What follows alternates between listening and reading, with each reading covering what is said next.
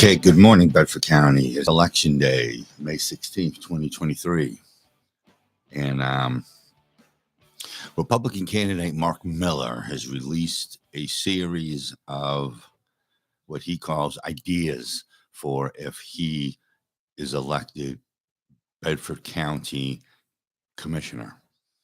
So at this time, we are going to air that.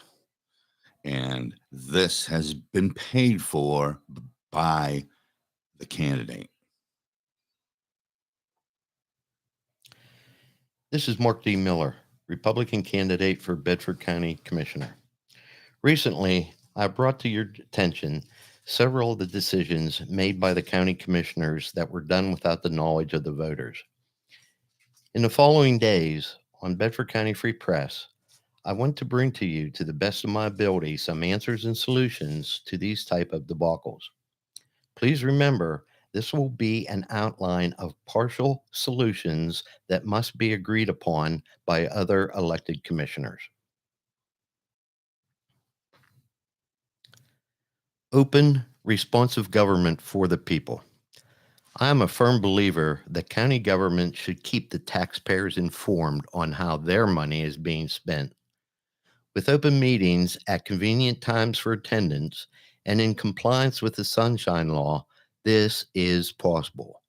I want to see meetings recorded and live streamed for later playback if necessary, so all the voters have the opportunity to see and hear what goes on. Workshops will be held for decision making with citizen participation. Robert's rules will govern such meetings for order, but all who desire will have the opportunity for input before a decision is made. Common sense decision making. Rest assured, my votes will be based according to law and for the benefit of the majority. They will be founded on solid, practical, ethical values that have eluded government for some time.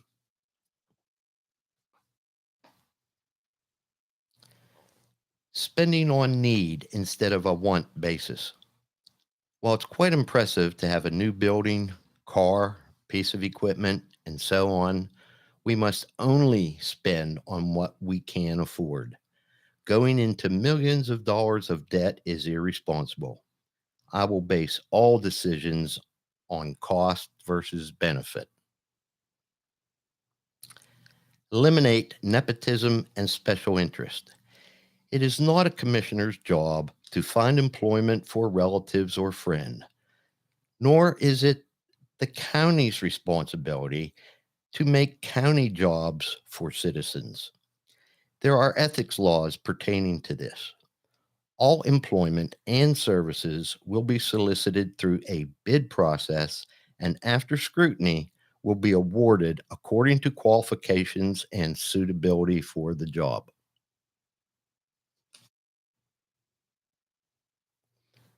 Abide by the county code for six-class county.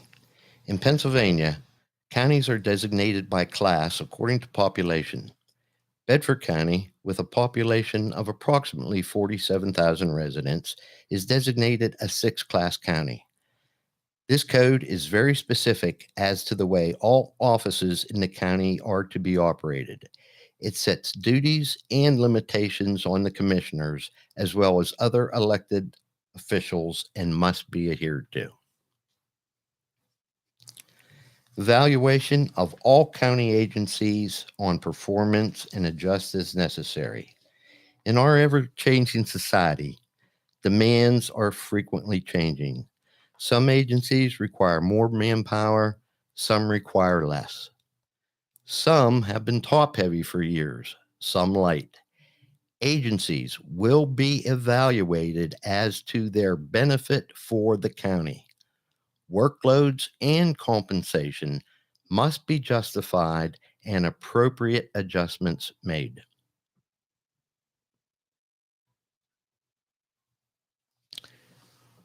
Create a revenue increase outside of citizen taxation. I am a firm believer in raising the room tax. This would almost never take money from the pockets of county residents. If you can't afford a 3% increase in tax on a motel room, you can't afford to travel. Remember, this is not an increase on the room rate, only on the tax. County possessions need inventoried and evaluated.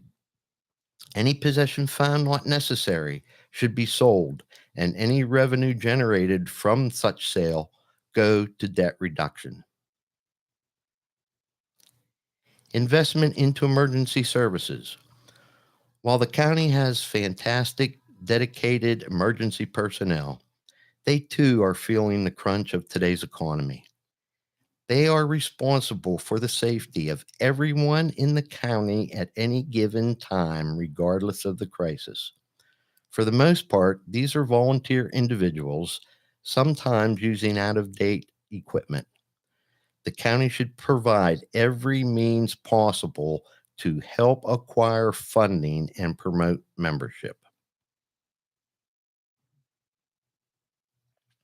Respect and increased pay for employees. Merit and job performance evaluations. These two go hand in hand. Point blank fact.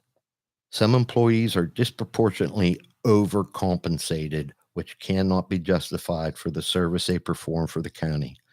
On the other side of the spectrum, there are numerous employees that keep the county in operation that are paid below poverty level wages. These wages need adjusted accordingly. Wages come from tax money, period. Salaries from grant monies is unacceptable. Grant money is tax money, period. Some will lose employment while others increase in justifiable compensation. Reinforcement for small business. Small business is the backbone of Bedford County and always will be. The specialty and craftsmanship of our small business and shops are second to none. By promoting and patronizing these businesses by every means possible, we increase the tax revenue brought into the county. Please keep in mind, some of these so-called small businesses generate millions in revenue.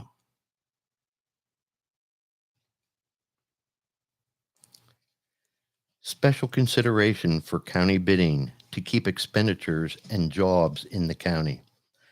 We are blessed in this county to have such a diverse expertise in specialty companies, from road and bridge building, paving, building construction, to communication and specialty food producers, from steel fabrication to landscaping. As commissioner, with help, I would implement a preferred bidder process for a company located within the county. Bids received would have to be within a predetermined percentage according to the proposed project and advertised as such.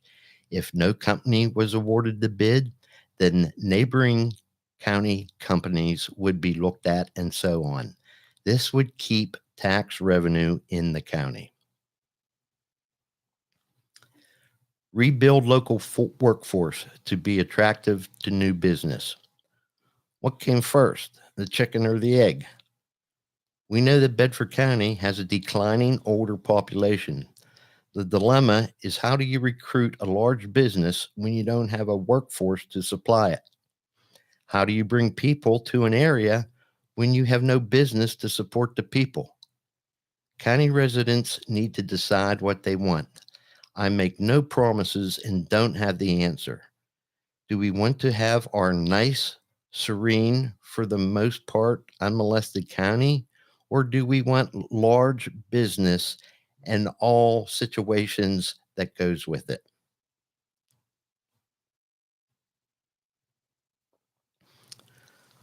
Cooperation with agriculture to sustain family farms.